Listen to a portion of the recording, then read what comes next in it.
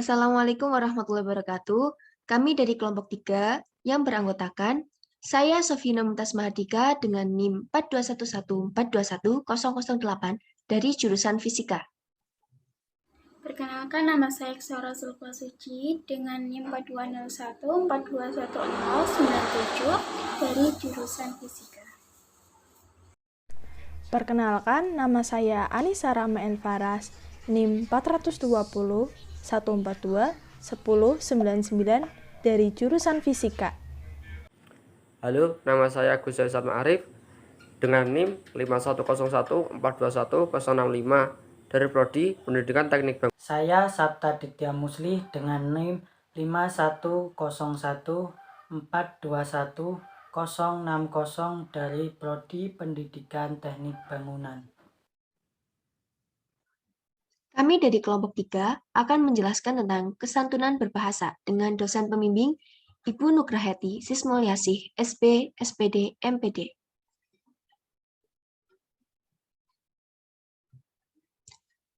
Pengertian kesantunan berbahasa. Bahasa merupakan alat komunikasi antar manusia dalam kehidupan bermasyarakat, berupa bunyi ujaran yang dihasilkan oleh alat ucap manusia.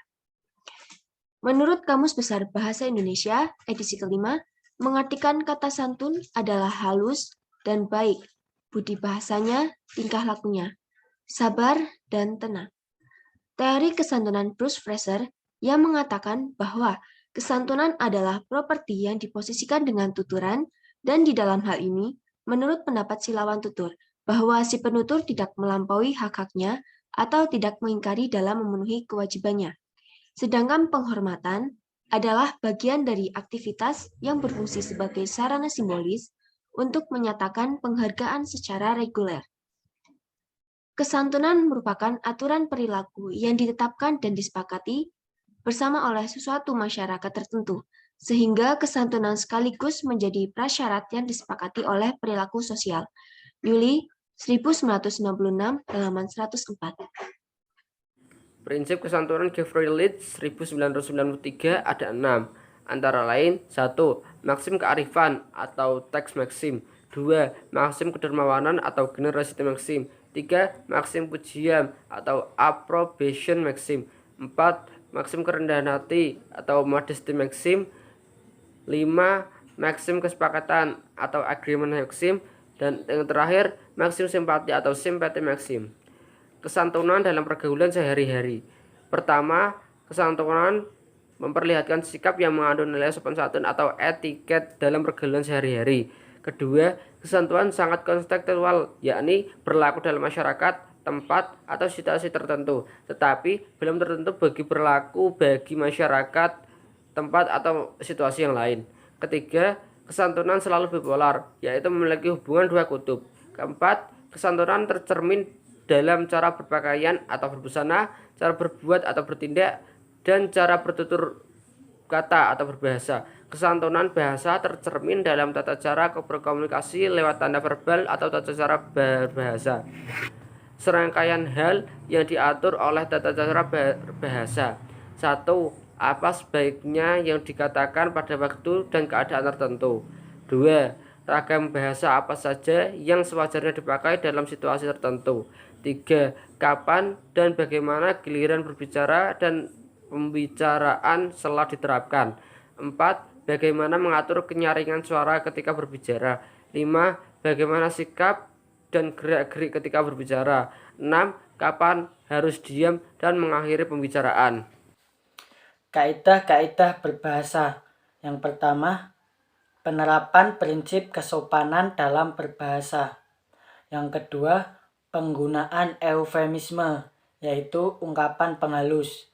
Yang ketiga, penggunaan pilihan kata honorifik, yaitu ungkapan hormat untuk berbicara dan menyapa orang lain. Yang keempat, penghindaran penggunaan kata tabu. Faktor-faktor penyebab munculnya bahasa yang tidak santun. 1. Penutur menyampaikan kritik secara langsung dengan kata atau frasa kasar. 2. Penutur didorong rasa emosi ketika bertutur. 3. Penutur protektif terhadap pendapatnya. 4. Penutur sengaja ingin memojokkan mitra tutur dalam bertutur. Kelima, penutur menyampaikan tuduhan atas dasar kecurigaan terhadap mitra tutur. Faktor penyebab ketidaksantunan berbahasa Indonesia. Yang pertama, tidak tahu kaidah kesantunan yang harus dipakai ketika berbicara. 2. Sulit meninggalkan kebiasaan lama dalam budaya bahasa pertama sehingga masih terbawa dalam kebiasaan baru.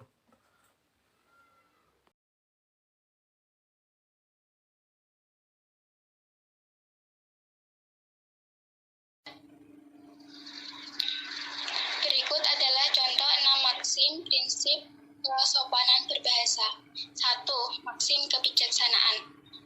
Contoh, Nak, tadi kamu sudah makan apa belum? Belum, Bu.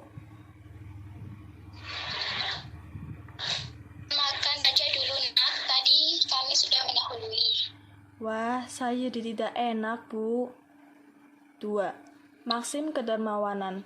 Contoh, kamu sepertinya sedang sibuk. Baju kotor kamu banyak yang belum kamu cuci loh. Iya, Mbak. Saya lagi mengerjakan laprak. Pagi ini saya belum sempat mencuci baju Mbak. Hehehe. Mari saya cucikan baju kotormu. Pakaianmu tidak banyak kok yang kotor. Tidak usah, Mbak. Nanti siang saya akan mencuci juga kok. Saya takut kalau baju saya jadi rusak jika Mbak yang nyuciin.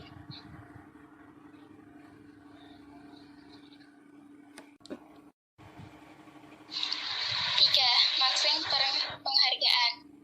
Pak, aku tadi sudah memulai kuliah perdana untuk kelas bahasa Inggris. Oh ya? Tadi aku mendengar bahasa Inggrismu bagus sekali. Benarkah? Terima kasih. Iya, sama-sama. 4. Maksim kesederhanaan. Contoh, nanti ibu yang memberikan sambutan dalam rapat Dana Wisma ya. Waduh, nanti grogi aku.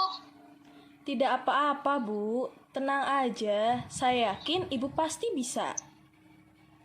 Makasih, Bu. 5. Maksim kemufakatan atau kecocokan. Contoh, anak kita cocok ya, Bu. Iya nih, Bu. Jadi ingat waktu zaman pacaran dulu.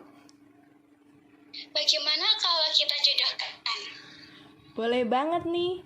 Jadi nggak sabar mau nimang cucu. 6. Maksim kesimpatian. Contoh, Mas, Iya.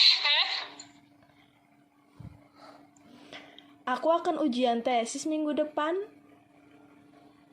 Wah, selamat ya. Semoga sukses dan lancar. Iya, Mas. Makasih.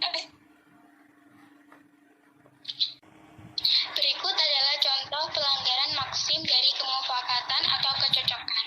Contoh, hari ini kita sarapan pakai bubur ya, apalagi ingin makan bubur depan itu loh. Jangan bubur. Aku pengen sarapan nasi, Kak. Kakak buatin aku nasi uduk ya. Enggak, kakak gak lagi pengen makan nasi uduk. Kamu buat aja sendiri, kakak mau pergi beli bubur dulu. Tapi kan aku nggak bisa masak, Kak. Ya udah deh, aku goreng telur aja.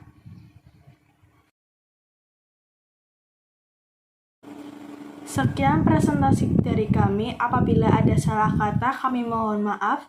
Terima kasih. Wassalamualaikum warahmatullahi wabarakatuh.